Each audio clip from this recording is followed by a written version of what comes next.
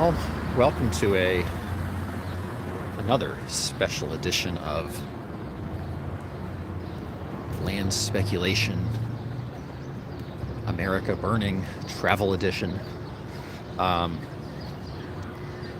our second city tour in about 6 hours, 7 hours. But we're not in Cleveland anymore, guys. We're in Philadelphia. So I had a little window here, and I thought I would use it to show you guys some things. This is the second. It's either the first or the second Bank of the United States. I was getting confused which one it is. Anyway, we got a lot of things. Philadelphia has one of the greatest concentrations of American history in a tighter area than probably any other city. It's actually a much more historic city than Washington, D.C. Jeanette, Moniker, MMH, Donna, hey guys. Thanks for jumping in on short notice here. I mean, basically no notice, actually. But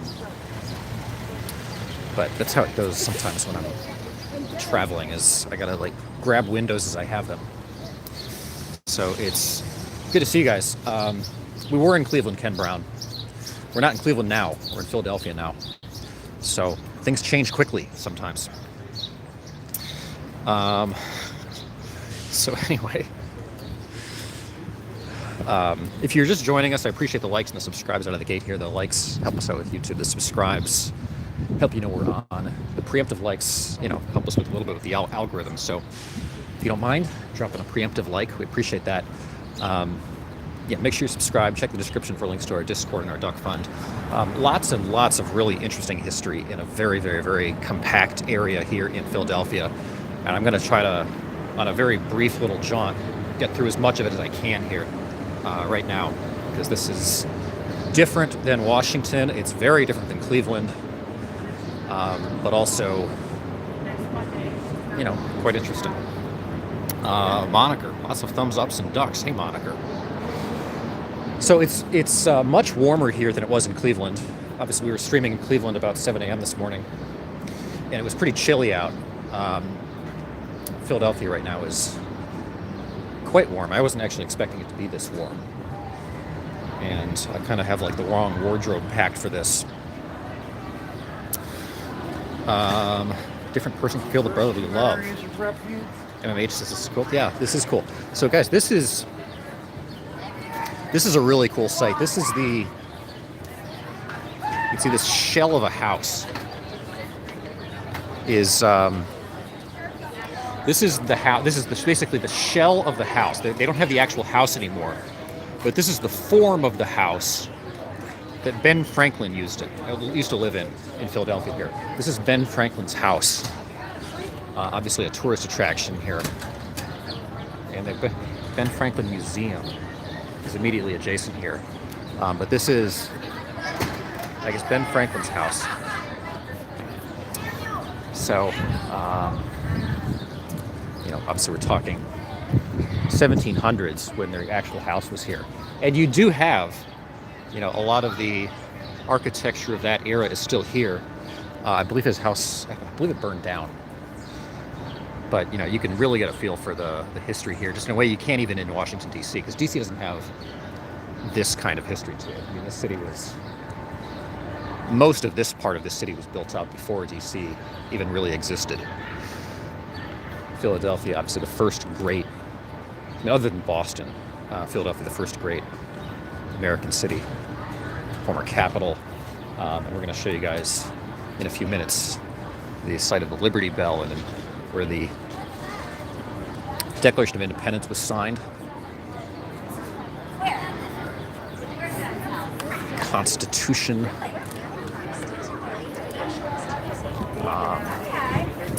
Independence Mall, all that stuff. So, let's see.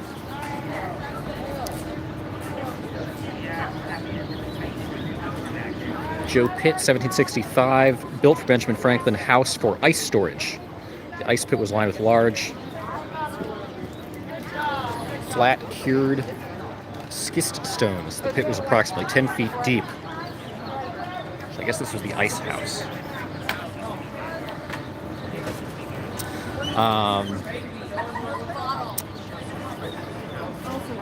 Kobo.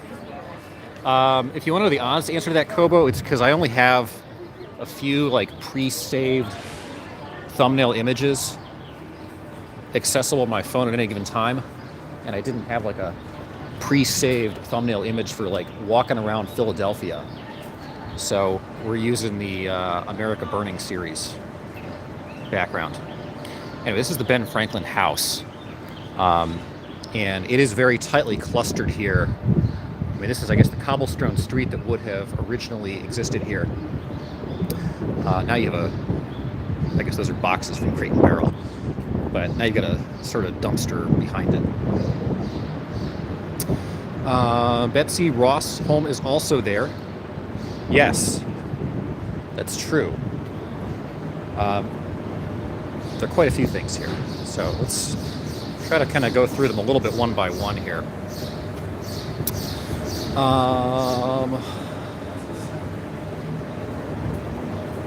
Yeah, guys, I know it's like the work day, so understood. Narrow streets.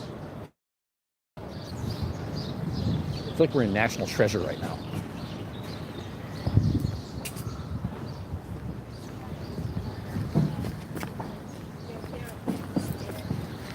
This is over here is the National Museum of the American Revolution.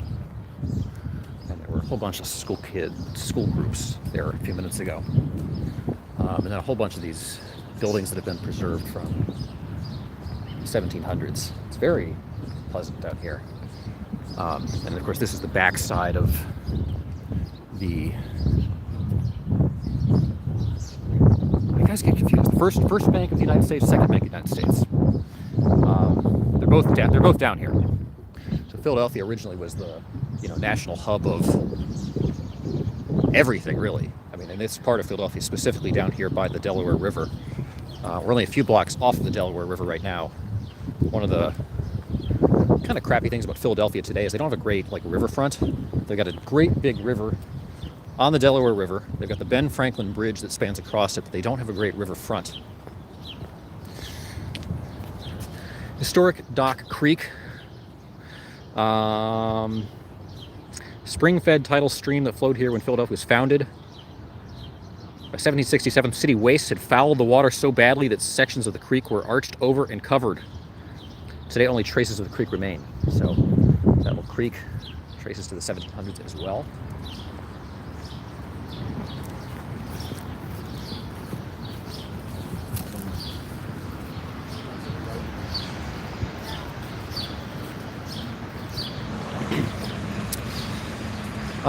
Let's see, guys. Getting cheesesteak for lunch. One of the places that's not too far from here is the famous Jim's Cheesesteaks down on South Street, which is a very good, I would say probably the best of the big three. Big three being Pat's Cheesesteaks and Gino's Cheesesteaks, which are directly catty-corner from each other. But that's a ways further down South Street. Jim's Steaks is not far. I'm going to see how it feels to walk down that direction. Hopefully we want to stay kind of in the vicinity of Independence Mall here. It is very rich in history, yes. John Celeste, I thought you were a vampire. Because we only stream at night? No, we actually used to do almost all our streams during the day, in the early evening. It's just been harder, in the post-COVID era to stream late.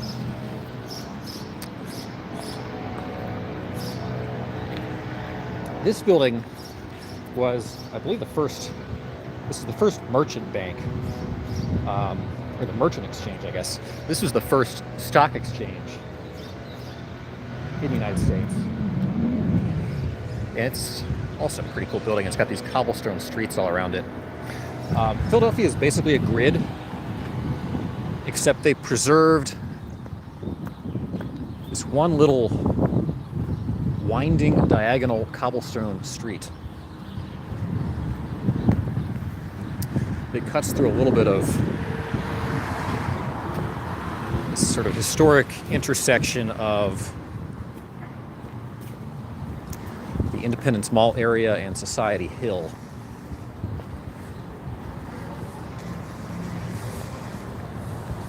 GH, hey GH. So I'm going to just do a little tiny spin off of Independence Mall here to go see a couple of other things. There are a couple of random modern buildings. These are designed by I.M. Pei, the same architect that did the east wing of the National Gallery in Washington. But yeah, this street kind of winds off of the grid here a little bit. A daytime live stream. This is cutting into my afternoon drinking activity, says Guybrush. Hey. Quiet Castle, last time I was in Philadelphia was in the spring of 1989. It was on business, so I didn't get out to explore and check out all the history.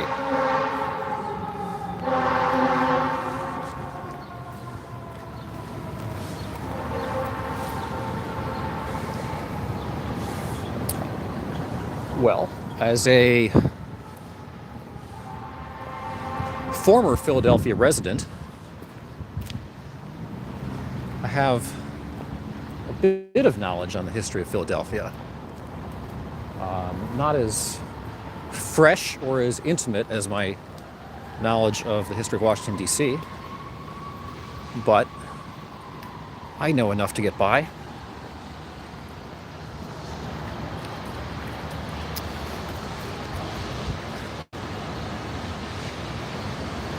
Jay Luther is having a good time here. Party time. American Revolution party. Something. Like downtown Vancouver in the summer with them sirens, says Mahikon. Well, we've veered off a little bit now, but we're definitely in like the touristy heart of old Philly. And like I said, we're starting to get some breezes because we're down pretty close to the river. I guess you can get a little bit of a flavor for it looking that direction. In fact, you can even see through that stoplight. It's like, I guess, a few boats in there, and then probably looking all the way across to New Jersey. So Camden, New Jersey, the other side of the river, is not a place you would ever want to go to, like, any time in your life. Which is kind of crazy and strange. That's like right there. Rocky Land. You know, Rocky's run, his famous run, Rocky lived in South Philadelphia, which is down this way. And South Philadelphia is a neighborhood very rich in character of its own right. It's like you really feel Philadelphia when you're there. I'll talk a little bit about his run here, but I wanted to pause here just for a moment because this is the Philadelphia Korean War Memorial at Penn's Landing. So they have a Korean War Memorial down in this part of historic Philadelphia. Obviously memorializing the Korean War and the 53,000 or so U.S. troops that were lost in that war.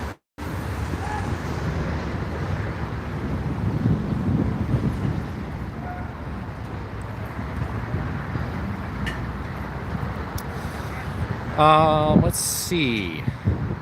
John Celeste, I think Lance Vacation is Insomniac. Philly much busier than Cleveland, GH. You know, both cities have history, but Philly has more history. You can see over this way, through those trees, is the big suspension bridge, the Ben Franklin Bridge, which carries I-395 over the Delaware River from Pennsylvania to New Jersey.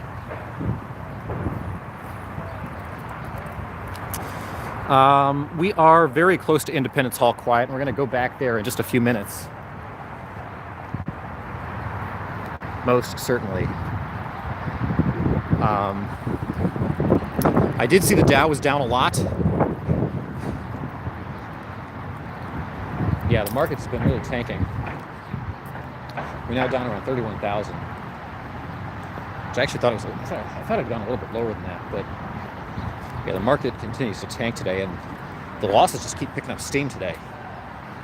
Can't wait for the end of the day to come soon enough in terms of the market performance. So yeah, we're going to go back in the direction of Independence Hall here in just a moment. We are like down in this corner of Philadelphia here is Society Hill, which when you think of like the old brownstones, some of that really great old history of Philadelphia, tight streets, a lot of homes that date back 300 years. That's the neighborhood, and we'll try to meander a little bit in and out of the neighborhood. Anyway, guys, you're watching Land Speculation on YouTube out of the gate here. I'm doing just a little bit of a jaunt around Philadelphia here while I have some time to do that. Glad you guys have found us here on basically no notice. Kind of no notice for me as well.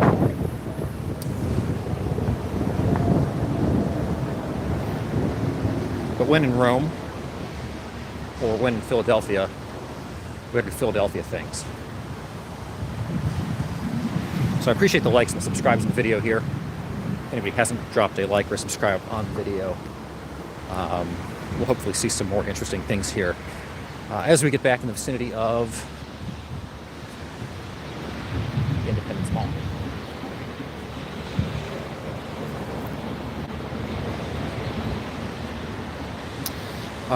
Let's see, that's a lot of ducks there from Quiet Castle and from MMH. Thanks, guys, for the 7 ducks.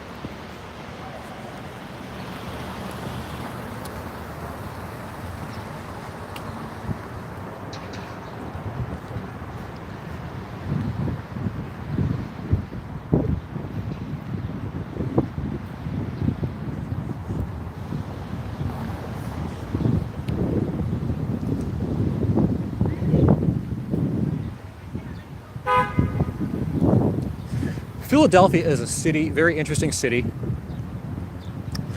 Obviously grew up around the Delaware River waterfront, which is why there is so much history, so heavily clustered in such a tight area down in this part of the city. But Philadelphia was planned by William Penn in, I believe, 1682. It had a very, very, very large, kind of grand layout. It sits between two rivers, the Delaware River on its east and the Schuylkill River on its west. And between those two rivers, there are about 25 or 30 blocks of city.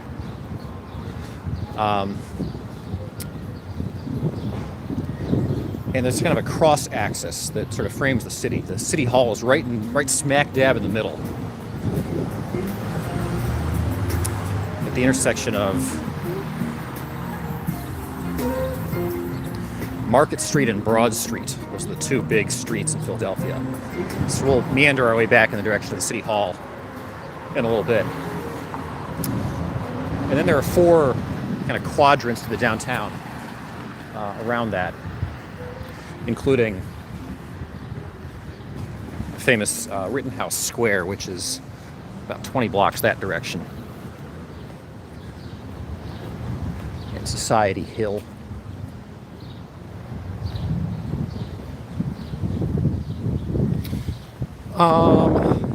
Yes, the disinformation board is being canceled. So that was big news out of today. Whatever the administration's intent was in setting up the disinformation board, or maybe it was a rogue project by the Department of Homeland Security without the administration's input. If there was any sort of really viable intent to that, it fell apart pretty quickly, and obviously it was getting just completely skewered on social media and whatnot. So she was a terrible pick to lead that. I'm just clearly coming off as just a partisan, ridiculous thing.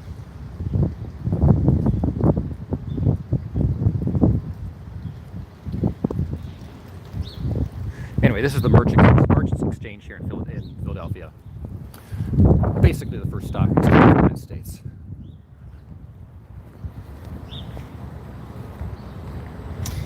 But yeah, the disinformation board is gone.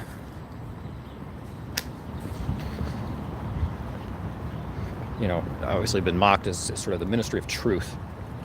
And I have no idea why they picked the person that they did to lead that. Nina Jankowicz is like to me, appeared to be a completely unremarkable kind of Washington, D.C., standard kind of left-wing millennial, with kind of no real credentials. I don't know why they would have picked her, as opposed to any other random,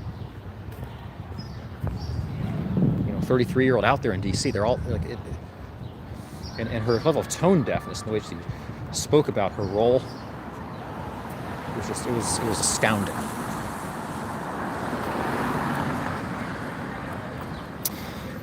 It is green for being a large city. Well, we're going through the historic part right now, Jeanette. So as we see a little bit more of it, you'll start to see a lot of it feels like much more conventional downtown. But this is the part that was around in the 1700s. So this part does feel quite historic. How's Philadelphia in crime compared to other cities? Well, it depends where in Philadelphia you go. Like a lot of cities, the core of the downtown, the touristy sections, feel very, very, very different than if you go a lot of different directions away from downtown. North Philadelphia, not super good. West Philadelphia, not super good. South Philadelphia, not super good. East Philadelphia is Camden, New Jersey, and that is real bad. So, yeah, you want to either kind of be in the downtown, and there are a lot of neighborhoods in the vicinity of the downtown that have transformed a lot. There's parts of South Philadelphia, the sort of gritty, rocky version of South Philadelphia that is, quite nice. I don't know, quite nice, but sort of working class, serviceable. West Philadelphia has improved a lot, I think. And there's some fun neighborhoods in North Philadelphia, too. Fishtown, Northern Liberties.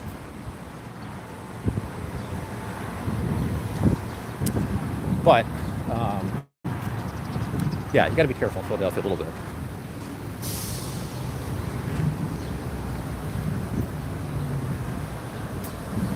Sure is sunny, says Moniker. I'm shocked at how warm it is, frankly.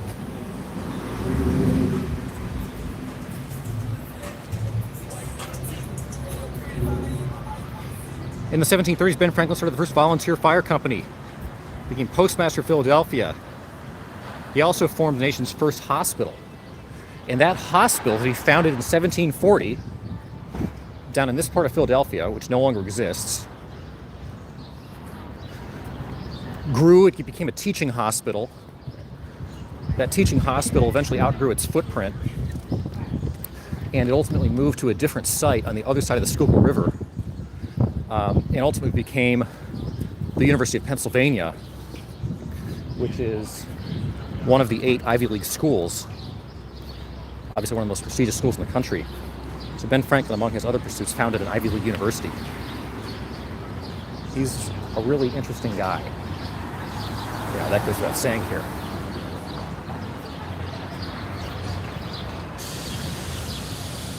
The Singer commemorates the spirit and deeds of all who devoted their lives to the cause of American freedom.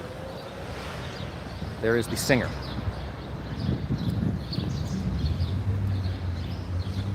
The course of history changed with the signing of the Declaration of Independence.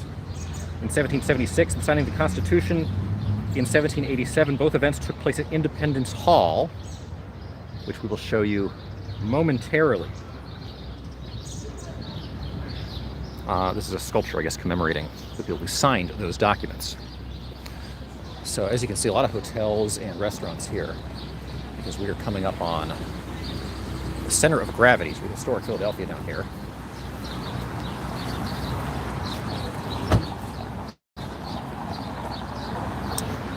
Interspersed with some random high-rise buildings in the background.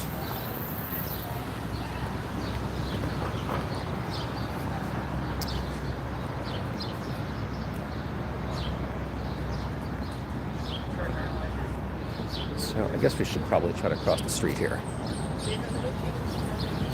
We're going to get a better view if we cross the street.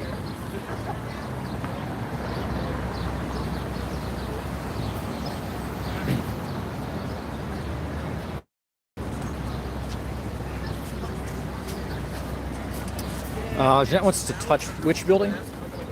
We'll have plenty of stuff we can touch here. So,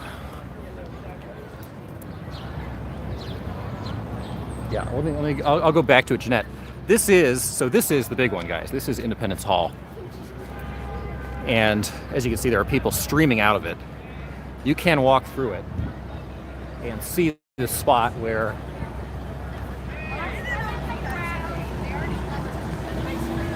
the Constitutional Congress convened, as well as where the signers of the Declaration of Independence convened. This is Independence Hall. This is perhaps the most significant building in the history of the United States. And its famous cupola. And the famous clock that's depicted on our money.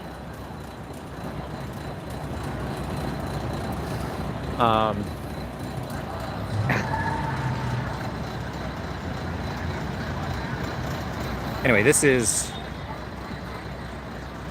Independence Hall, and I believe without a ticket we can't get in any closer to actually show you guys Independence Hall. Originally, the Liberty Bell resided in the cupola of Independence Hall up there. The Liberty Bell is no longer there, but it was in the first floor of that building where the two most significant documents in the history of our country were both signed and ratified in 1776 and 1787, respectively. Obviously, the Declaration of Independence was drafted on July 2nd. Thomas Jefferson wrote the initial draft. Benjamin Franklin made edits to it. They convened the signers, and they eventually all signed on July 4th, 1776, the official Independence Day of the United States. The Constitution, after we lived about a decade with the Articles of Confederation as a sort of inadequate charter of governance of the United States, was signed here in 1787. And if we turn around from Independence Hall, we see Independence Mall, which is this big grassy area, basically framing Independence Hall. It also contains the building that houses the Liberty Bell. I'm not sure if we're going to be able to get a view of the Liberty Bell back in through the windows here. Let's see.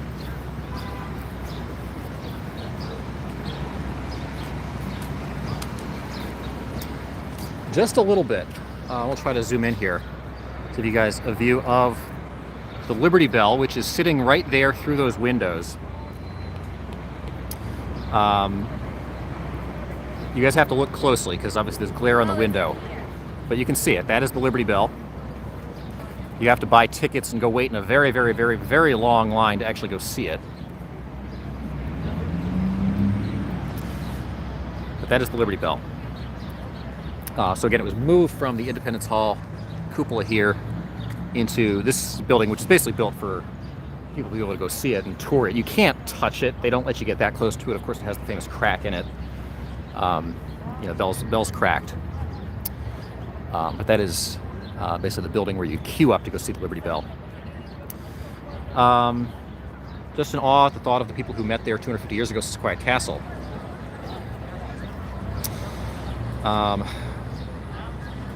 Well, GH, we'll go around and see a little bit more of Philadelphia here, but this is obviously a very touristy spot in the core of this very historic city.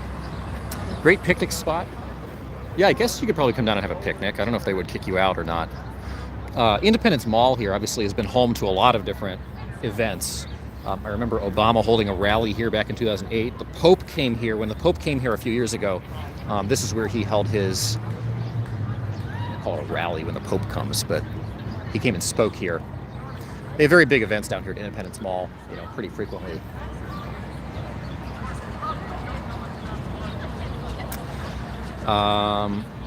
Ventura Main Street, GH? I don't know what you mean by that.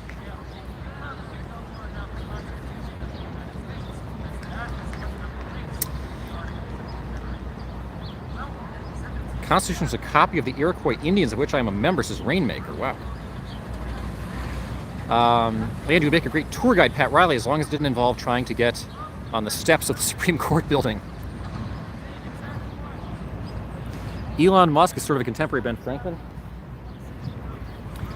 I mean, I would hesitate to put anybody in the class of Ben Franklin in terms of just sheer wisdom. I mean, there are so many elements of early American history that Ben Franklin was so instrumental in shaping. Obviously, he was never president. I don't even know if he would have been, in today's day and age, he was a bit of a free spirit. I mean, he was a bit of a carouser, but he was totally a Renaissance man. Like, he was not a one-track person at all. He, as he was a great political thinker, he was an inventor. And as he was an inventor, he was an author. And as he was an author, he was an experimenter. He was very interested in medicine. Obviously, he founded a hospital. Said he founded an Ivy League university. Obviously, he has a tremendous number of inventions to his name. And he had this just sort of curious, inventive spirit about him. If you ever read the autobiography of Ben Franklin, it's a real short book, and I would definitely recommend it. He talks about things like trying to, in a day and age when people really knew nothing medically, he was always experimenting, trying to find cures for illnesses, and just sort of simple stuff like, if you're really sick, drink a gallon of water. And most likely you'll wake up better in the morning. He was a very, very, very savvy tradesperson. He was sent to France to kind of be an ambassador and negotiate with the French, and he was very good at, kind of winning people's affections. And when it came to the Declaration of Independence, Ben Franklin helped reform a lot of the language. Thomas Jefferson, as brilliant as he was a little serious and long-winded, and Ben Franklin was able to very crisply see through some of that in some of the work that he did. And he changed a number of lines, like when we talk about we hold these rights to be, Thomas Jefferson wrote the phrase sacred and undeniable, which intrinsically tied them in with the notion of a particular religion. And if we were going to be sending this to Britain, obviously for generations, people had disagreed in terms of governance on the basis of authority coming from a sort of religious source. And it's Ben Franklin who reframed that language to be inalienable as opposed to sacred. And when something's inalienable, it's inarguable. You can't argue that because God is one way rather than another, those rights change. Inalienable rights are sort of permanent, and whatever you may believe in terms of a God or a lack of a God, those rights are just sort of intrinsic to the state of being human. So Ben Franklin was really, really, really smart.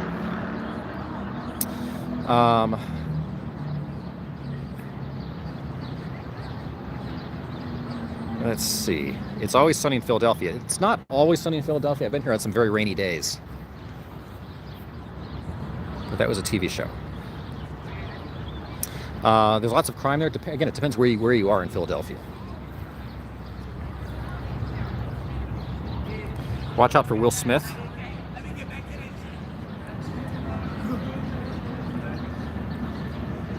Okay, Donna also wants us to touch buildings.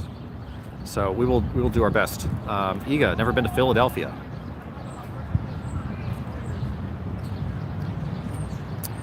I am live at a different time. Okay, guys, I'm just trying to make sure I capture all your comments here while we're here at the Independence Hall. Then I'm going to show you guys some other things too.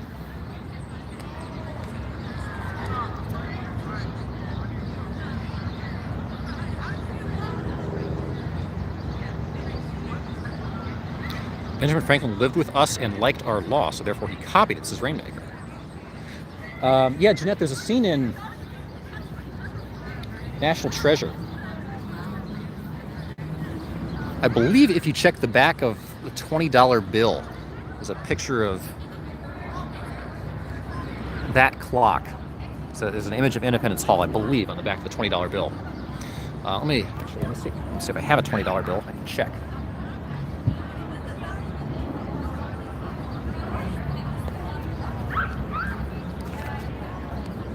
Oh, you know what, guys? It's not the $20 bill.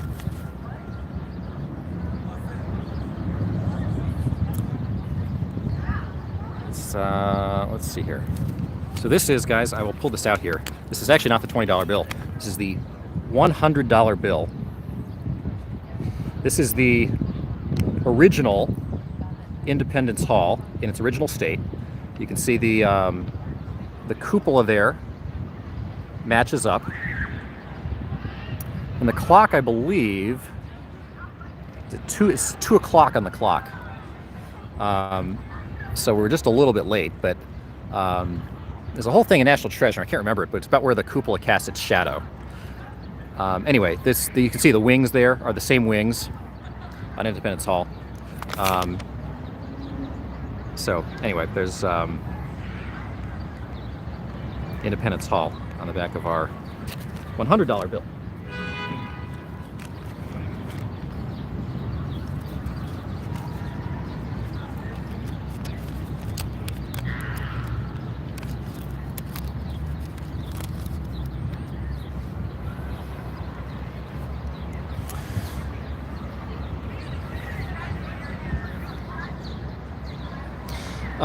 Those who would give up essential liberty to purchase a little temporary safety deserve neither liberty nor safety.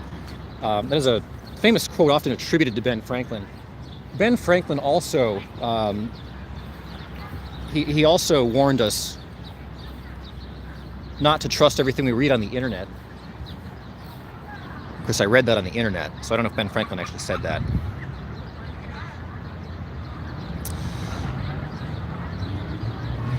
The image of the, image to play from the real hall, yeah.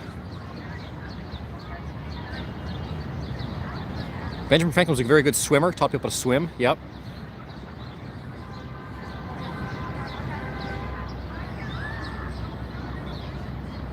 He didn't seem like much of an athlete. But he lived a long time for that day and age. You know, as late as 1900, the average lifespan was only 46. Ben Franklin had lived a pretty long and fruitful life, despite not being the best athlete. So, this is, again, Independence Mall here. Michael Johnson, hi. Welcome to Philadelphia. We've been looking at Independence Hall here and are taking a little jaunt around Independence Mall. And again, there's the building that contains the Liberty Bell. So, we're able to see it just barely through the back window, despite the glare of the sun. Maybe when the sun goes down a little bit, it'll be a little easier to see in.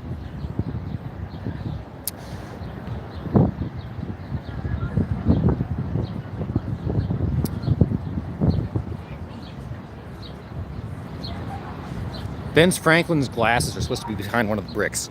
That was the premise in National Treasure. That Ben Franklin had this Oculus that if you turn the glasses a certain way, you can see the secret messages on the back of the Declaration of Independence. Guybrush doesn't have many $100 bills, thanks to the state of the economy right now.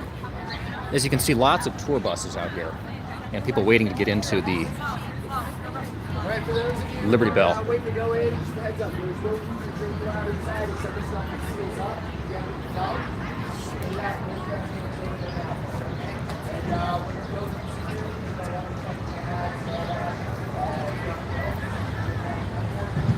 America should burn so that Russia can prevail.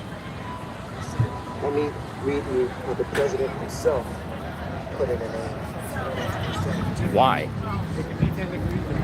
Do you really want to live under Vladimir Putin?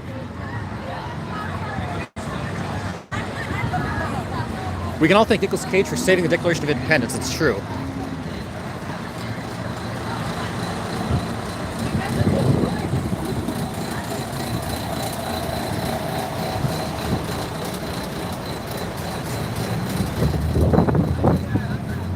And I guess there's the Independence Visitor Center. And we've got horses. Whole street full of horses here.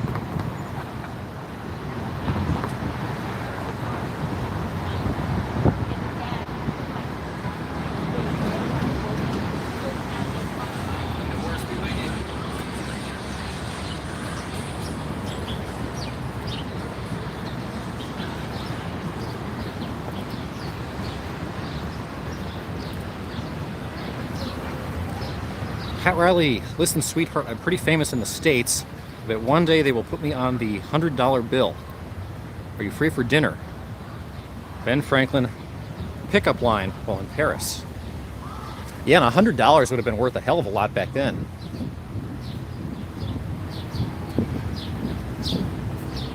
Not that we had a particularly standardized currency back then. He probably would have had more luck talking about French francs than about American dollars. Ben Franklin seemed to have enough luck with the ladies, even without, those kinds of accolades.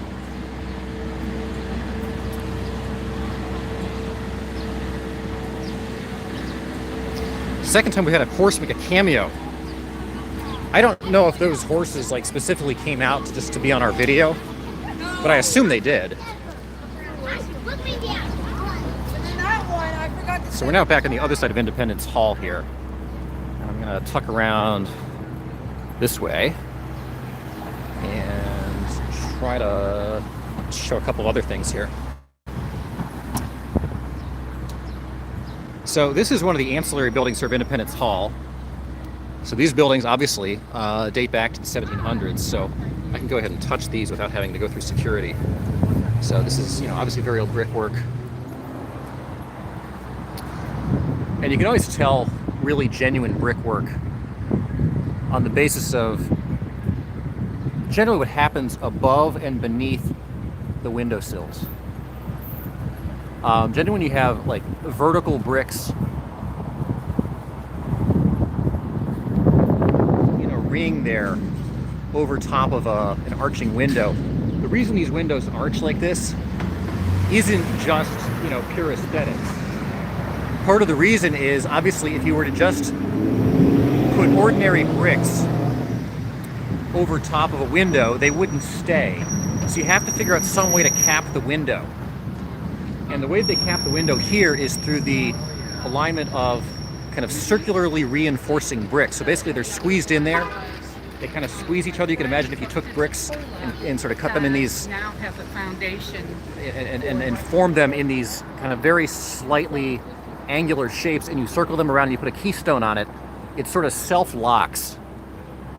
So in other words, you can basically cap the window when you're building the building out of brick. If you have straight square windows like you have over here, you've got to basically do a similar thing but with stone.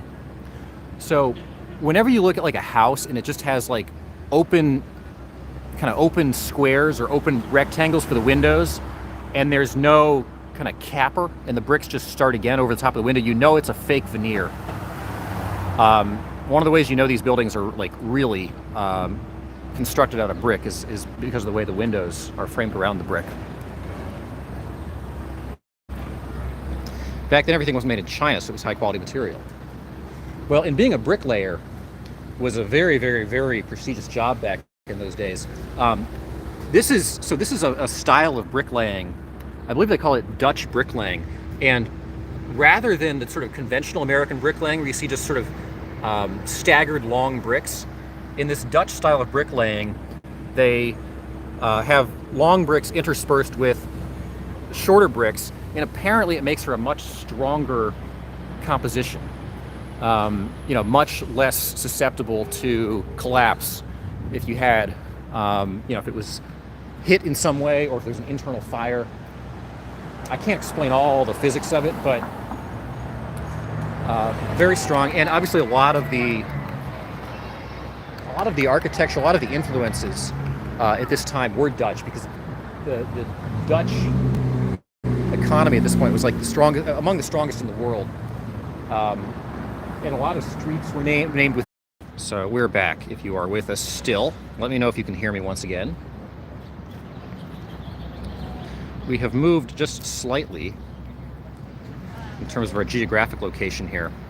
We're now here on the back side of Independence Hall, which is, again, right here. And this is the back side of the fence for, if we bought tickets.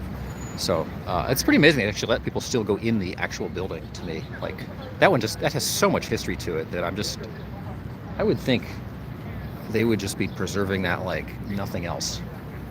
But it's cool that you can go in and actually sort of see in the meeting rooms where the Constitutional Congress met. You can even see in a little bit there, you can see all the way through the building. So basically, looking in those windows, you can literally see the room where those documents were signed on the first floor. And lots of tourists, as you can tell. This is a statue of Commander John Barry, who I don't know a lot about, but who was apparently the father of the Navy. Born in Ireland, but died in Philadelphia.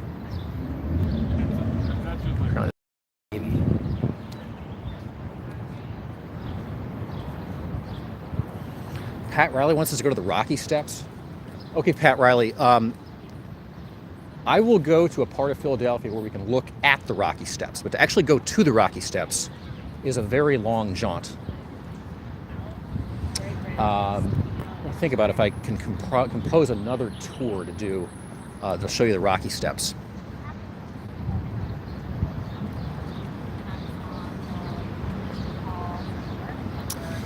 So, sorry about the technical glitch, guys.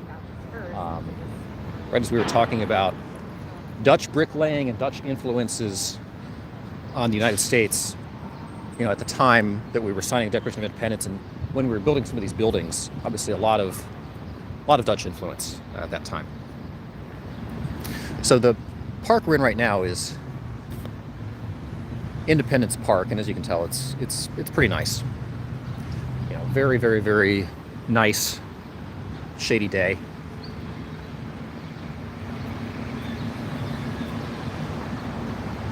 Sunny day. And we're gonna cross.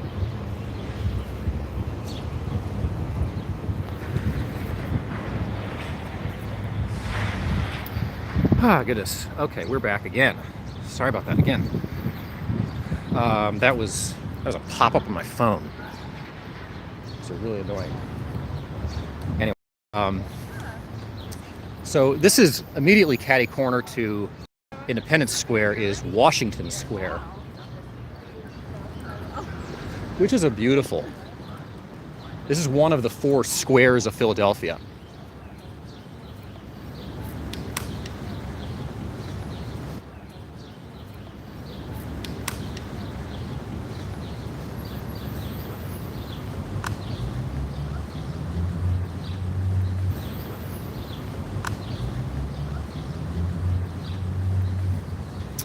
Will the Nationals keep a game close today?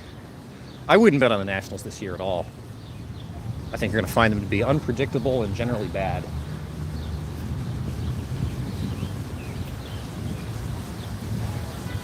So when Philadelphia was planned by William Penn, he laid out the idea of a city that had basically a set of cross axes that meet in the middle, and then in between them, in each quadrant of the city, there would be one major park. And in this quadrant of the city, this is Washington Park. Washington Square, I guess. That's a fountain in the middle.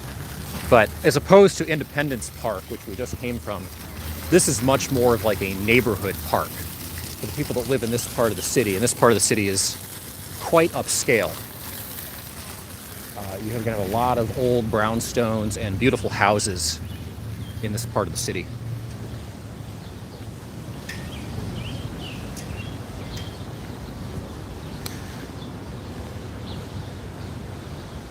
Freedom is a light for which many have died in darkness. The unmarked graves within this square lie thousands of unknown soldiers of Washington's army who died of the wounds and sicknesses during the Revolutionary War.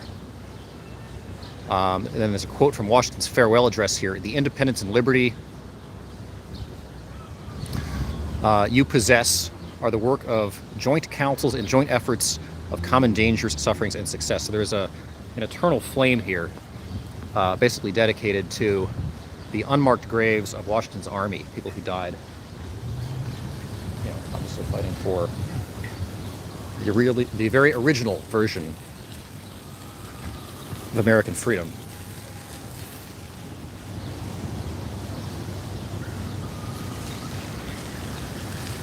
So yes, there's a fountain here. See if it's actual water or if it's like fake hologram water.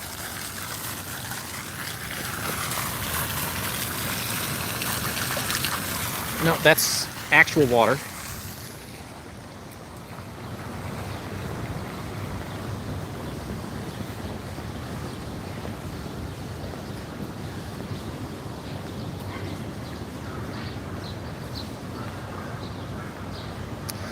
So, yeah, guys, it's a lot of history down here in this part of Philadelphia. Zulu, Siap water. So, we're now sort of embarking out of Washington Square, and you can see some of these houses from this era. I mean, it's just, man, the architecture back in this part of Philadelphia is just remarkable. So far on the stream we've seen the first and second banks of the United States. We've seen the merchant exchange, the first stock exchange of the United States. We have seen Ben Franklin's house and the Betsy Ross house. We have seen the Korean War Memorial here in Philadelphia. We've seen Dock Street and a little bit of the old waterfront, the Ben Franklin Bridge. We made our way back through some of these historic parts of Independence Mall and saw Independence Hall, the site of the signing of the Declaration of Independence and the Constitution. We briefly saw the Liberty Bell and Independence Mall. The Liberty Bell through the windows. And then we jaunted behind, I guess, Independence Mall to Independence Park. And now we've went through Washington Square Park and we saw the eternal flame to members of Washington's army. And now, when we look at some of these houses, we're now in sort of the tail end of Society Hill, down here in the vicinity of Washington Square in Philadelphia. So yes, we did see the Liberty Bell through the window. So just a quick recap. Some pretty serious brownstones down here. Of course, we're in this part of the city that's sort of intersection between the old kind of brownstone residences that are so, famous to Philadelphia, and then the actual downtown. And we've got an ambulance behind us, which I'm sure you guys can hear loud and clear.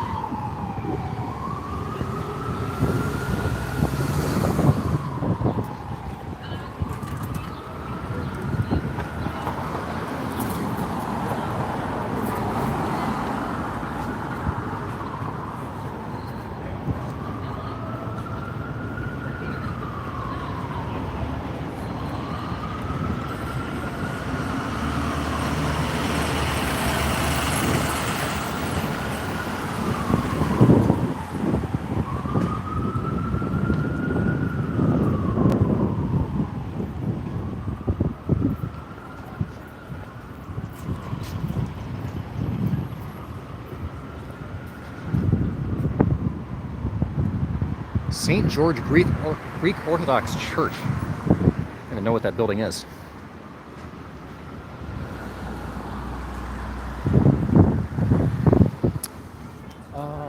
Let's see.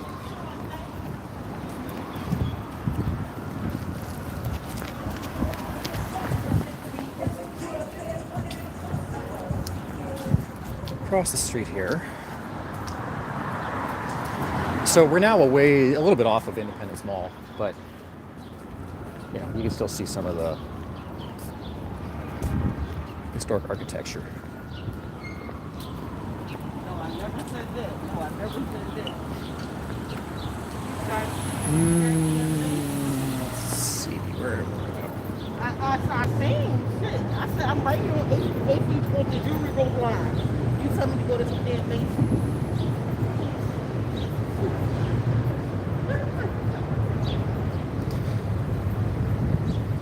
The cell phone alert would be used to warn the British are coming in this day and age, says Michael. Thing is, I don't know what I would do if I were told the British are coming.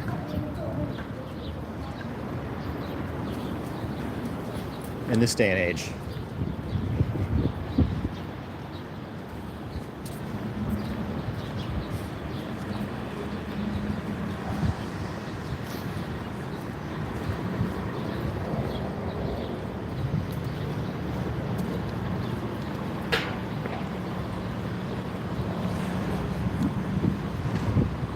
So I want to show you guys just a little bit of like actual downtown Philadelphia, which we haven't really delved into yet. But I'm going to do just a little bit of a detour from our history loop.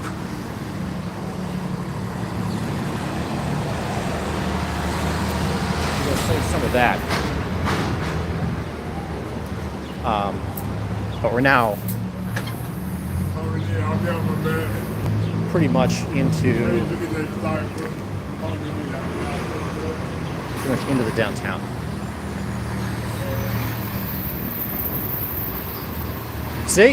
Today, like, if somebody were coming like that, it would probably be a cyber attack. So it would probably, like, the attack would be trying to mess up our emergency alert system. So you couldn't even really do an emergency alert to warn that it was coming.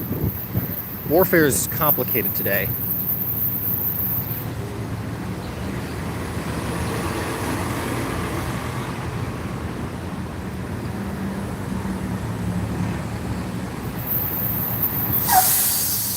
So this is the Walnut Street Theater, claims to be America's oldest theater.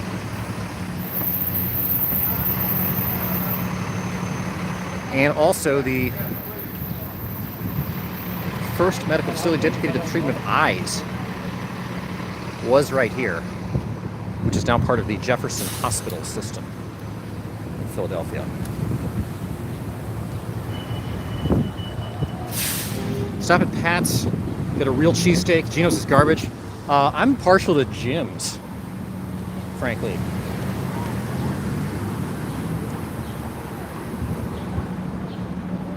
Of all the different cheesesteaks, I think Jim's is the best.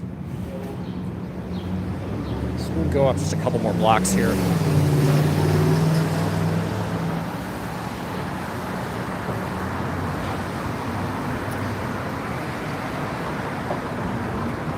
Theaters say a lot of things, says Zool.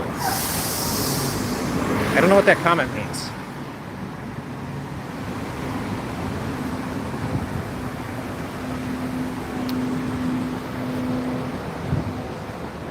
As you can tell, the history of the historic core at Independence Mall very quickly pivots into a more conventional downtown environment, but I want to go even a little bit more in depth in that regard. So I'm going to take us, I think, over a little bit. We've got a whole sort of big hospital here to our left.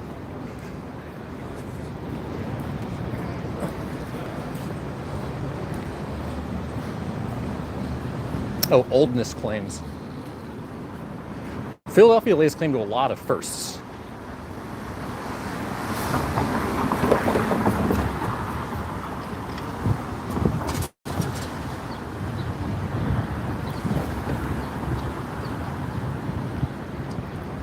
very leafy green streets.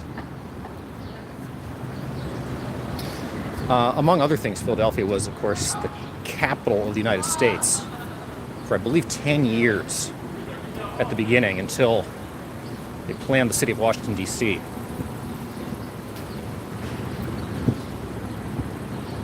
It was the idea of, Jefferson and Washington were in alignment, but the idea of having a national capital didn't belong to any state. But prior to that, prior to Washington, D.C. being planned in 1789, Philadelphia was our capital.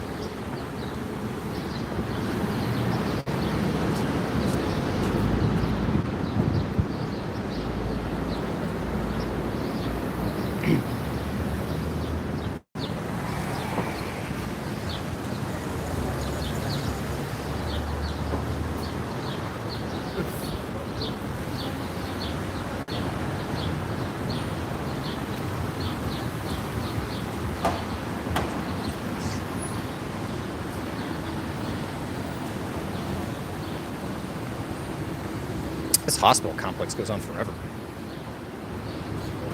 I want to get back to the main drag.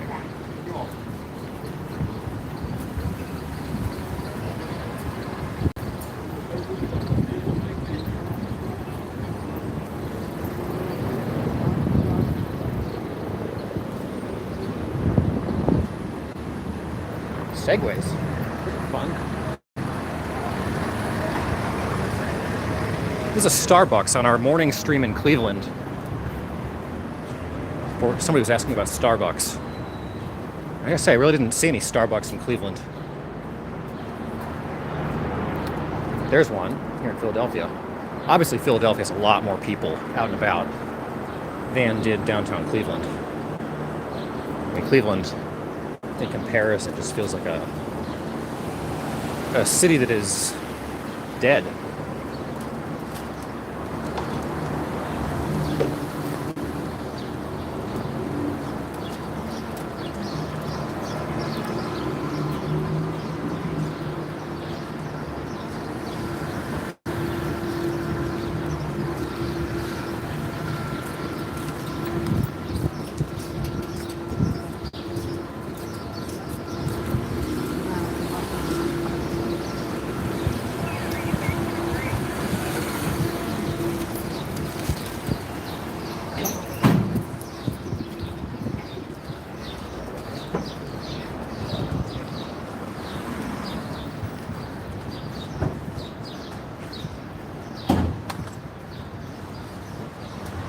The big overpass you see ahead of us is the convention center,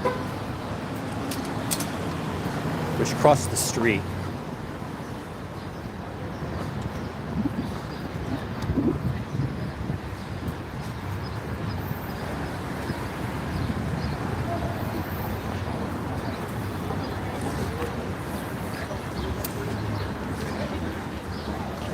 We're now on Market Street, which is Philadelphia's downtown Main Street. You talking more than you hustling. Then you mad at us because you can't fucking make it.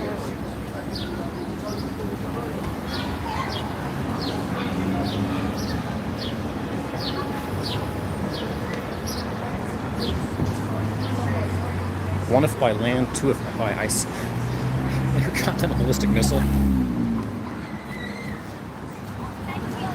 I hope not. That would. I'd rather we were attacked by land, because I feel like that would be easier to deal with. It would be pretty stupid for somebody to try to attack the United States by land.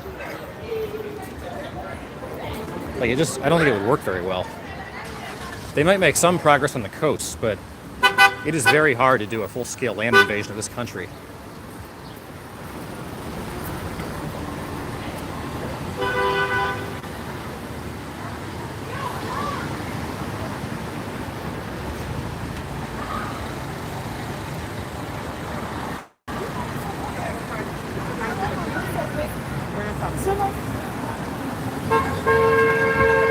So we're in an almost like Times Square type condition.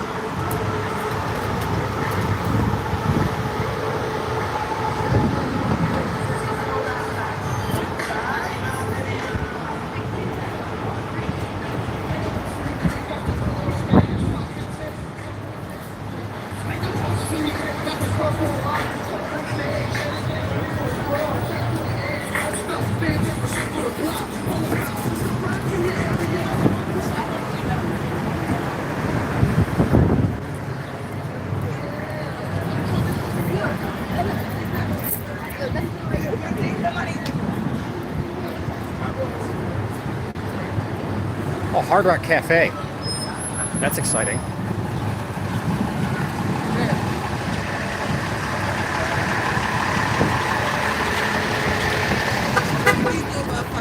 Yeah, this is kind of a scene from Taxi Driver. I feel like I'm walking on like a turbo speed, trying to weave in and out of people as we move along here.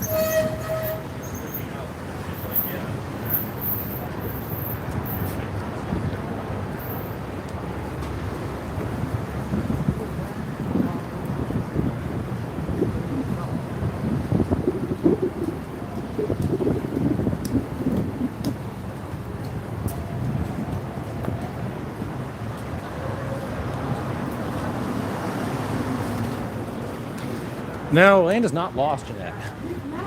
Land is trying to get to...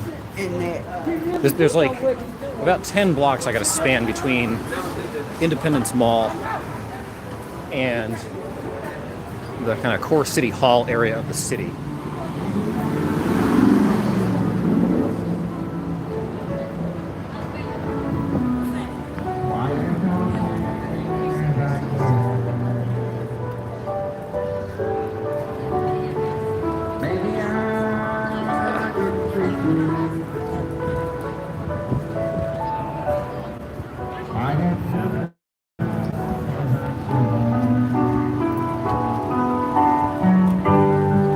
If I made you feel second best,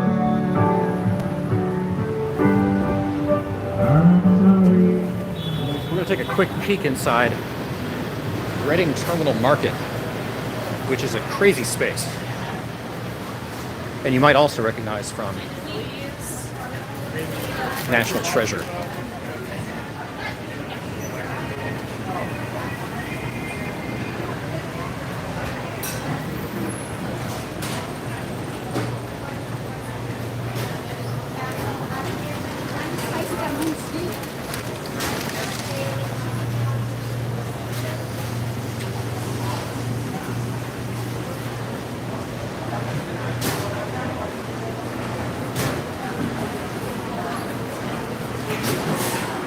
Christie, we will have to see. I don't know the answer to that. When traveling, things happen a little bit on the fly.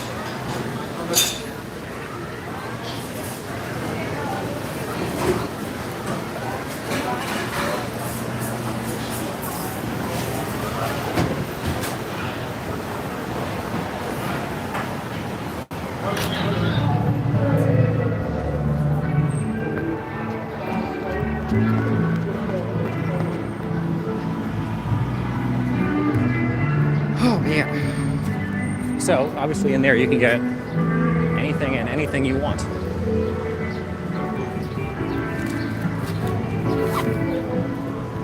Talk about super spreader places though. Man. Or you can come to Maggiano's. Have a nice like mall grade sit-down Italian meal. Excuse me, sir.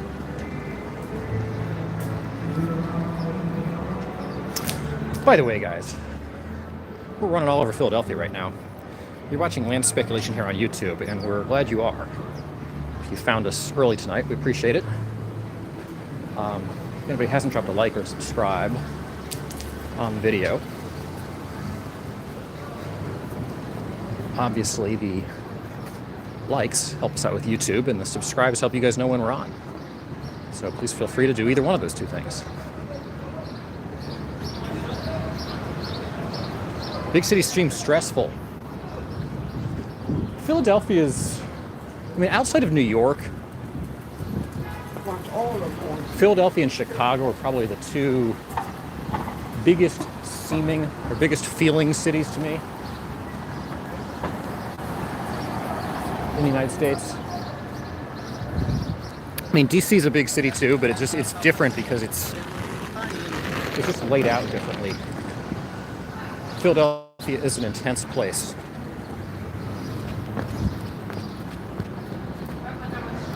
Not intense at the level of New York, but intense nonetheless.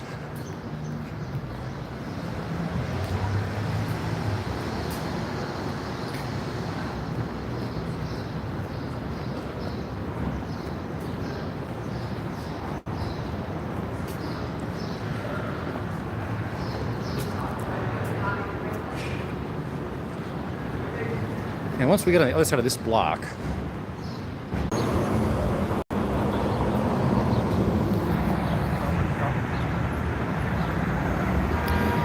all right, we are back.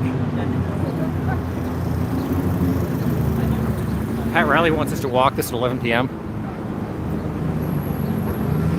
I doubt it, Pat.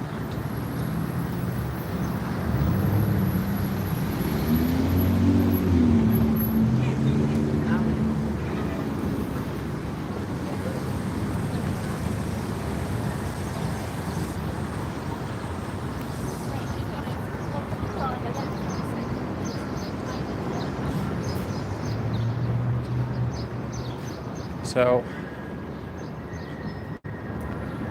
we're now in front of Philadelphia's City Hall, which is a mammoth building here. The City Hall itself is 510 feet tall, and there's a statue of William Penn on the top of it. And it's surrounded by other statues of, I guess, local civic significance. Who is this? Gettysburg. Who is the statue itself of?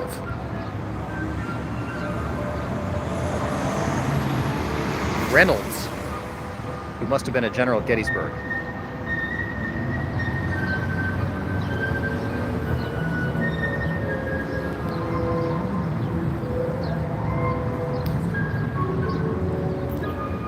So that's Broad Street. Broad Street is the north-south cross axis of downtown Philadelphia. So we're basically exactly on the halfway point of downtown, looking north this direction. When you look down Broad Street from way north, you're able to know you're on the main axis because you can look up and see the cupola here of the City Hall building, which is slightly off axis with the east-west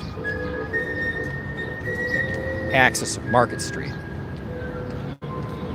Now I was going to try to see from here, looking northeast on the Ben Franklin Parkway. Somebody was asking previously about the Rocky Steps. So we're here in Philadelphia. We're a long way from the Rocky Steps, but if you see through these poles, that is the Philadelphia Art Museum down this direction. And that, of course, is where Rocky ran to on his famous run. Now, Rocky's run in the movie really doesn't make any sense because his run jumps around all over the city. It is a super erratic run.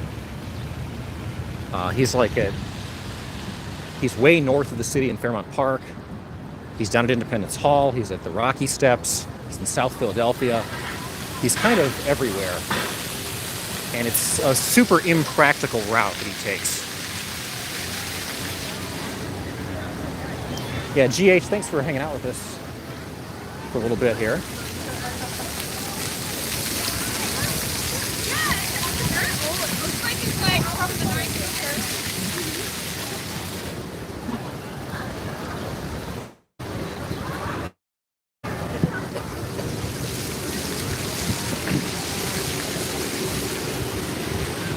So this is an area called Dilsa. And this was like done, not all that. And there's a super active space down. Kind of the main public square of downtown Philly.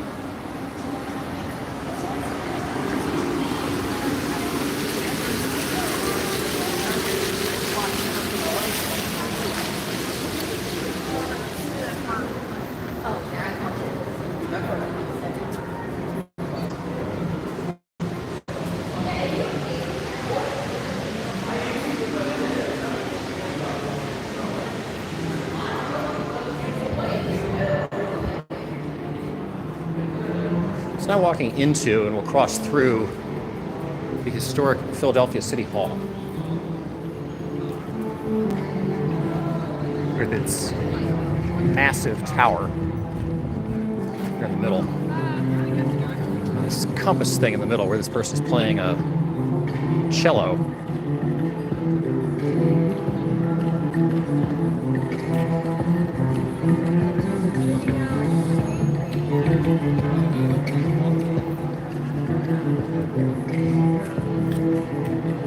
I'm lurking. Thanks for stopping by.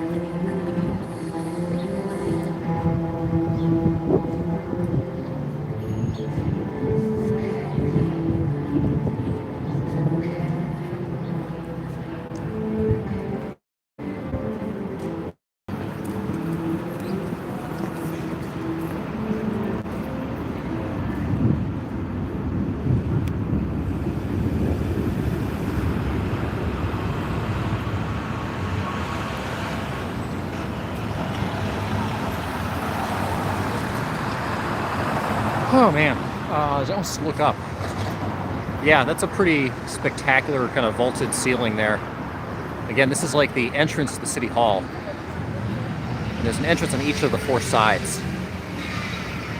So yeah, it's pretty grand.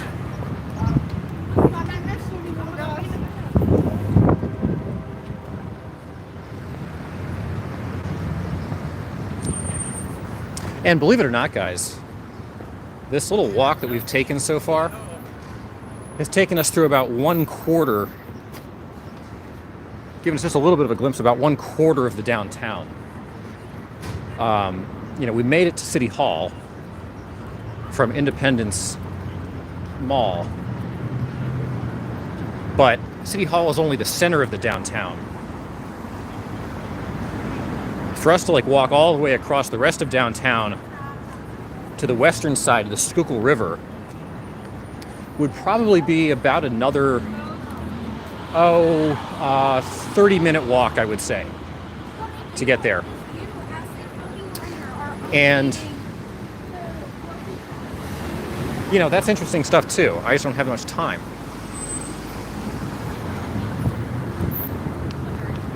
It's a big city. I mean, I don't know what to say about it. It's a big city. Chris says I walk fast.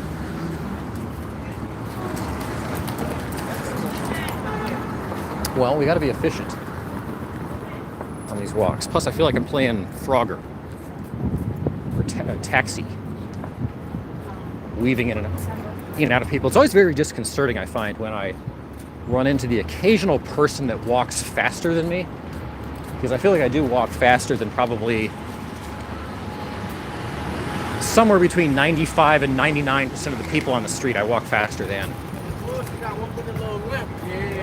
So on those occasions where somebody actually like naturally just walks faster than me, it's very weird.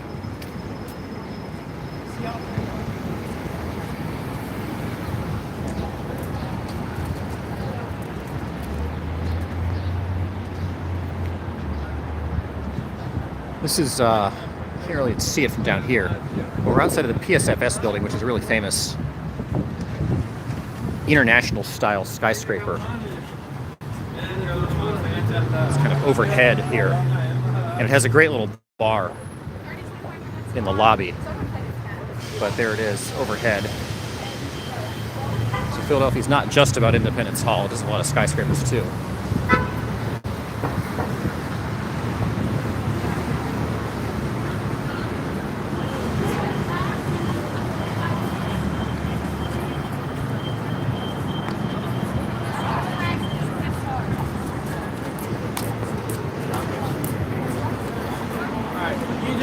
I'm gonna come back next year.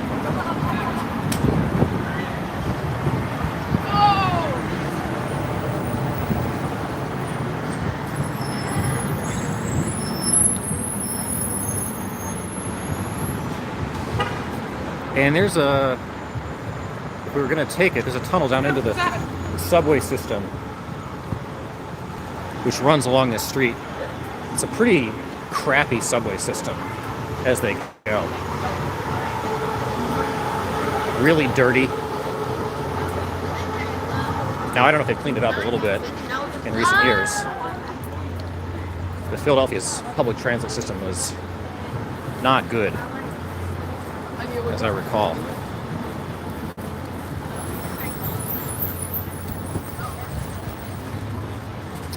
Penn State is very far from Philadelphia, Pat Riley.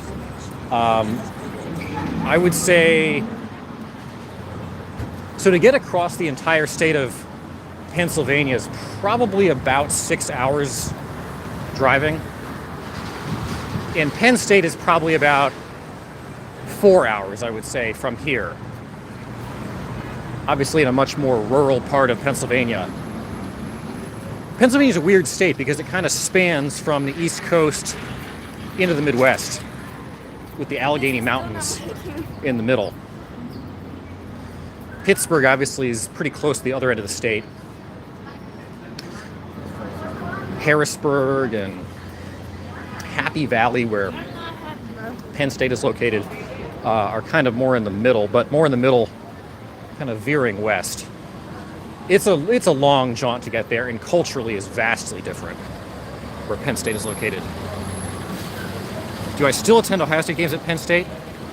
You know, Pat Riley,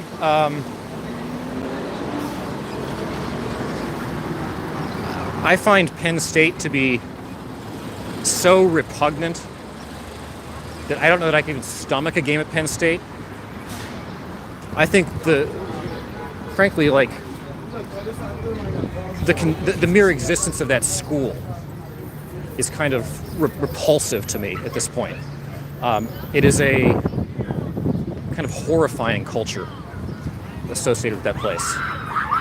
And it's no accident with the culture that surrounds that school that Jerry Sandusky was able to get away with what he was able to get away with for so long there. It is a culture of absolutely crazy, I don't just want to call it football worship because it's the most unhealthy version I've ever seen of that. Just unquestioning.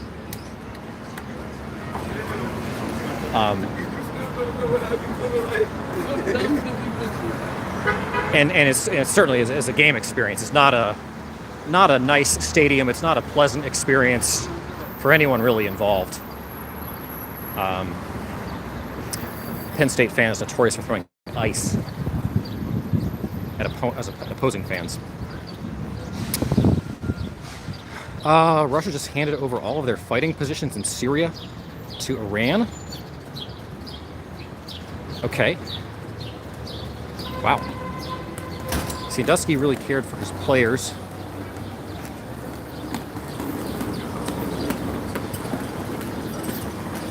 Yeah.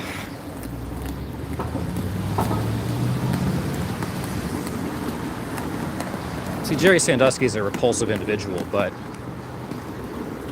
what makes that scandal even more repulsive than it otherwise would have been is the reflexive defensiveness and uncaring, like just pervasive, uncaring hostility, there are still like little subculture armies in the Penn State fandom world who have devoted their entire existence to trying to terrorize the victims of Jerry Sandusky, to try to get them to recant their stories so they can get the statue of Joe Paterno re-erected.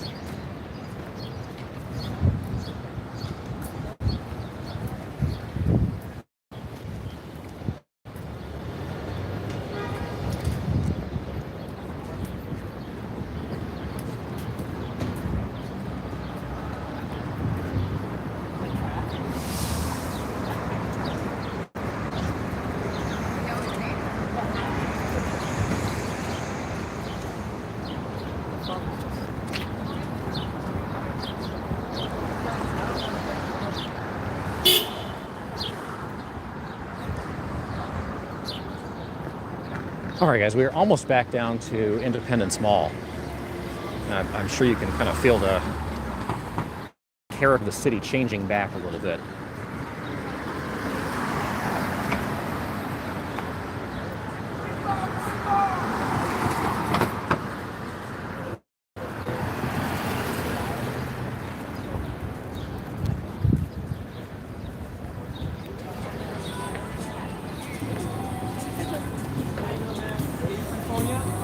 We got one left.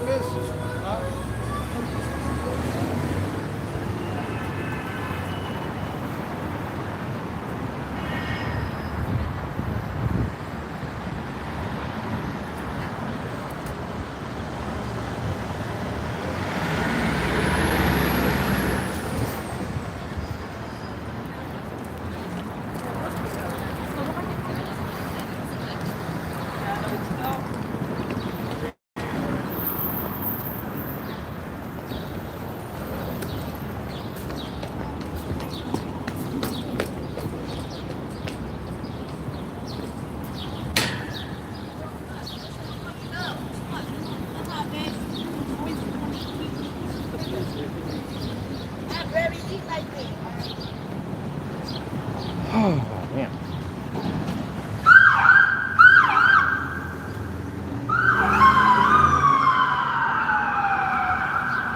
You know, after Cleveland, it really is underscoring to me how much I forgot how sort of busy and intense Philadelphia is.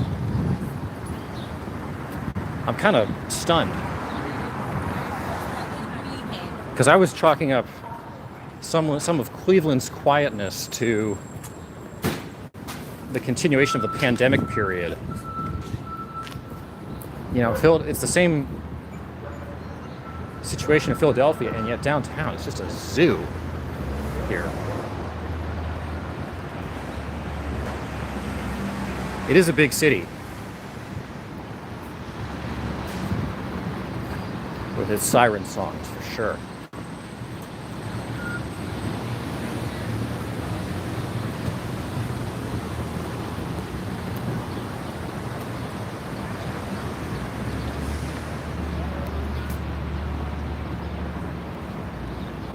But you know, it's an overlooked big city because I think it gets lost in the shuffle a little bit between New York and DC.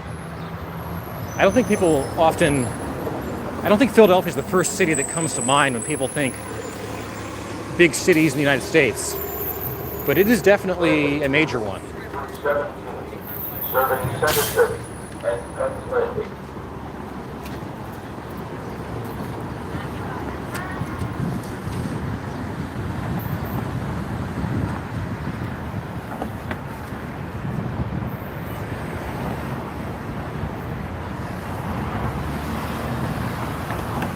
The fourth or fifth biggest, it depends how you measure. I think in terms of just sheer population of the city itself, I think it's sixth, actually. It might have dropped down to seventh. In terms of metropolitan areas, I think it's kind of battles between sixth and seventh.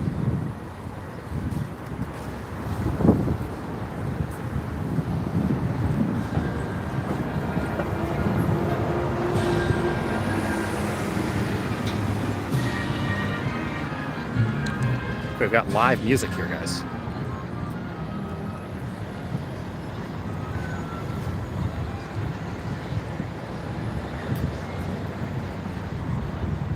This is the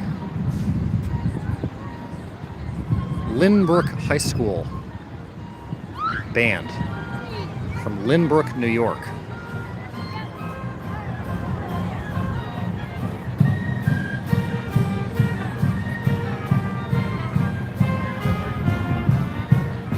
In front of Independence Hall once again.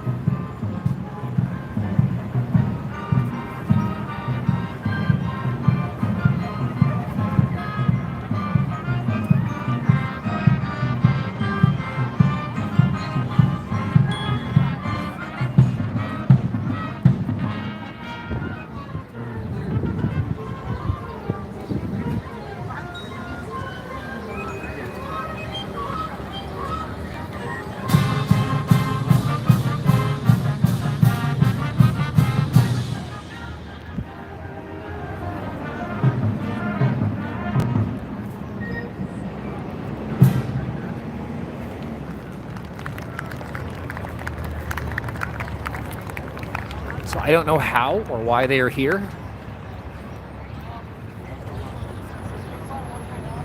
but there they are. Christy is about to get a good cup of Starbucks honey, vanilla cream, and coconut oil. I was with you until the coconut, Christy.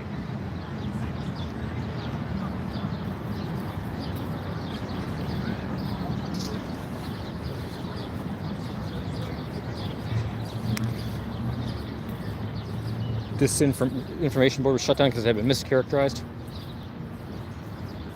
I mean, I don't know what they expected would happen. I mean, it probably was mischaracterized, but I don't know what they expected to happen when they set up something called a disinformation board.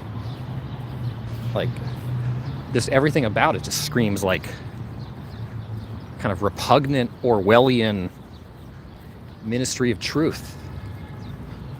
And I assume it was probably set up by people that kind of didn't realize how out of touch it was. And I think it's one of the struggles this administration has had is that they don't really have any pulse on ordinary people. It is an administration largely comprised of Washington insiders because that's who Joe Biden has been around for 50 years. Let's see if we can get any kind of a clearer view in here toward the Liberty Bell. So the bell of the bell are somewhat parallel. So there is the Liberty Bell. A little bit clearer here.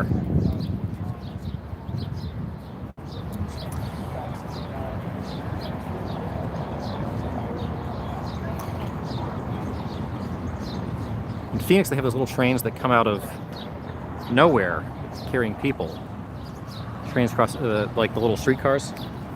Yeah, Phoenix is invested in some streetcars.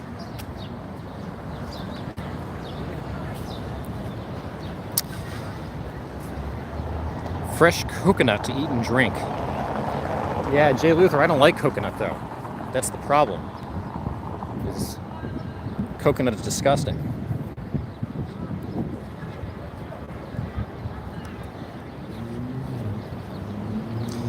What a ding-dong. I don't know what it would sound like if you actually rang it now. I believe they've taken the clapper out of the bell. I don't know if it would break the bell further if you tried to ring it now. I don't know how you crack a bell. I guess you just ring it really hard. Seems like it'd be a hard thing to crack. Okay, what are all the things here? Second Bank of the United States, Carpenter's Hall, Pemberton House, Newhall Military Exam Museum.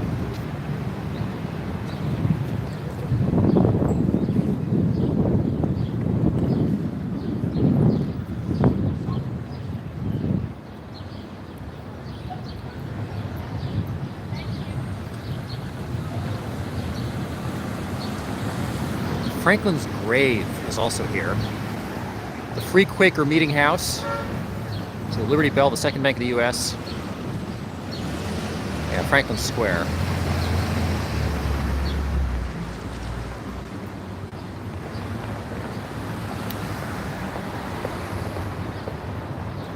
Pat Riley needs a mission information board to keep him from spouting untruths. I was going to sign up to be monitored. Now I'm sad they shut it down. I would like it if the blue checkmark people would come and edit my tweets for correctness. To make sure I wasn't dummy that I am. Sometimes I tweet things that I think are true, but I've just been like misinformed by bad people because I'm very gullible. So I was very eager to have blue checkmark people like Justin Bieber come and be able to edit my tweet. This is the Philadelphia Bourse, which I guess now is home to a food hall.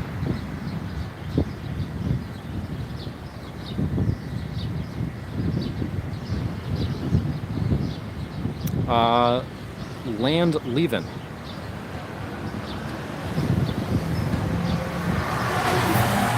One of the annoyances of big city living is just how freaking hard it is to park.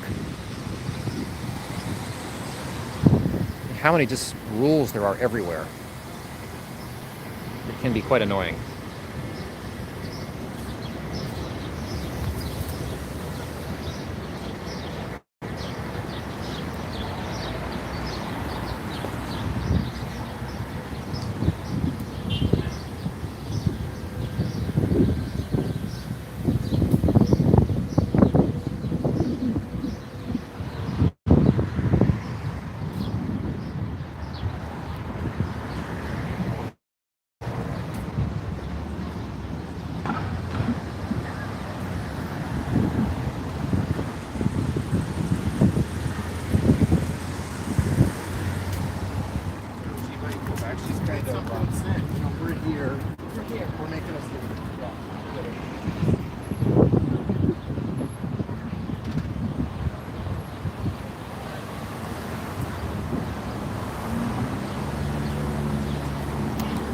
You drove a car in Manhattan?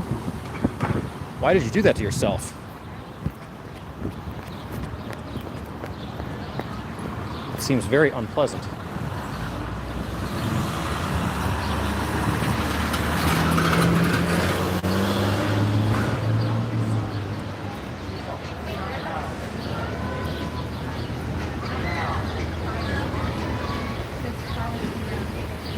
The Warriors won over the Mavericks. I don't even know, what is the status of the NBA playoffs at this point?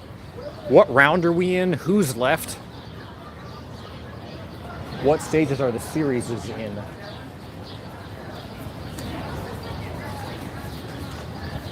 you going to Pittsburgh?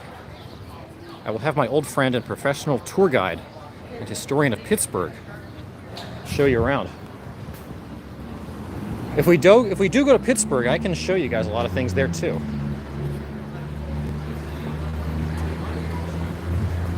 Pittsburghians are very proud of Pittsburgh, deservingly or not.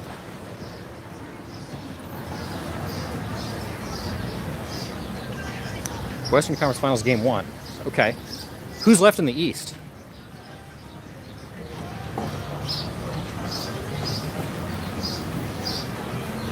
Road construction everywhere. Detours in Manhattan. Yeah, I mean, and they've literally intentionally shut down a huge number of the streets in Manhattan to create basically public parks like in the middle of the street. It's really hard to navigate New York, and I would definitely not suggest trying to drive there to anyone. Bicycles are very useful in cities or countries like the Netherlands. If you have good infrastructure, cycling or walking is better than driving a car on short distances. Bicycling is most useful in undeveloped societies or developing societies where the vast majority of people cannot afford cars. The places where you actually see bicycles used sort of pervasively would be places like Lagos, Nigeria, which is a rapidly developing economy where people are sort of hustling, but where the average standard of living isn't such that people can afford cars yet. Cities like that are usually very chaotic.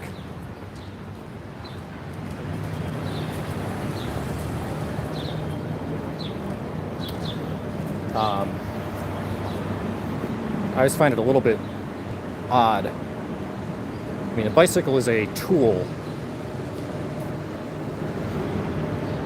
You know, it's sort of a tool on the way to achieving sort of developed status, or on the way to sort of realizing later luxury. I think what happens in developed economies is we sort of end up sort of fetishizing things and sort of doing this kind of this mockery of them. Like the idea that anyone in a developed nation should be riding a bicycle is just, it blows my mind. It's honestly like kind of offensive to the actual role of a bicycle.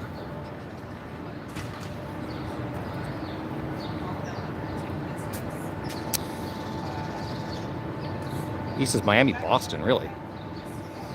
So we're here at the Ben Franklin house again, which is much emptier now. Polygamy still a crime in the USA? Yeah. Angelo knows all the special hidden spots of Pittsburgh, like the largest Civil War hospital. Took a bunch of Gettysburg wounded, etc. Pittsburgh is cool, says Jay Luther. Netherlands is a very developed country. Oh, the Netherlands is pretty wealthy. Yep. So this has about 1.5 bikes on average. Yeah. I don't have time left on today's stream to talk about the ways in which Paris, France, the Netherlands, many parts of Europe that have sort of fetishized this sort of lifestyles have created a kind of like something that is kind of repugnant, frankly. Anyway, I'll get into that in a future stream.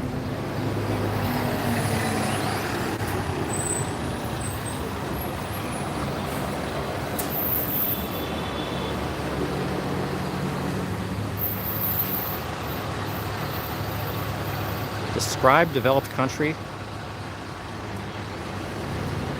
Well, I mean,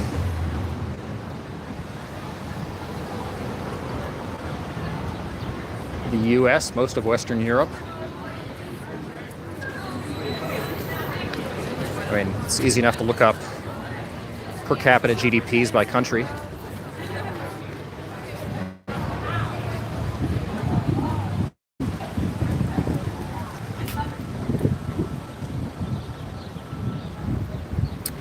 All right, guys, I think I'm going to curtail our stream for the moment. I got some things I got to do here tonight. 9 million bicycles in Beijing. That's an example of a country where people who ride bicycles wish they didn't have to ride bicycles, which is the overwhelming majority of the world's bicyclists. It is quite a luxury to be able to live a life in which you can ride a bicycle for fun.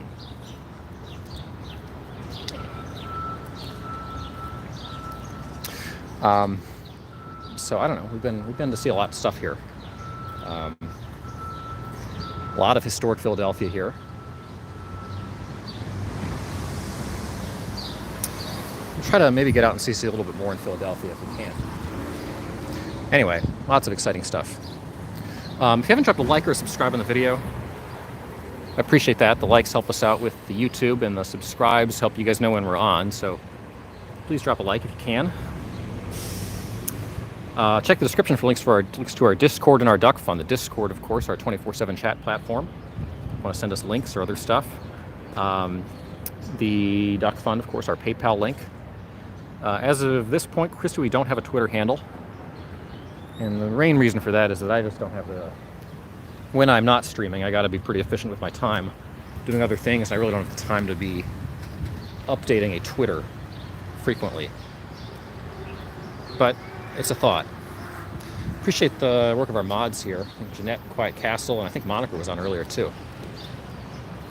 So we might be back out. Look for us. like I said, this week we're going to be doing kind of erratic streams in a variety of cities, so there will be more to come.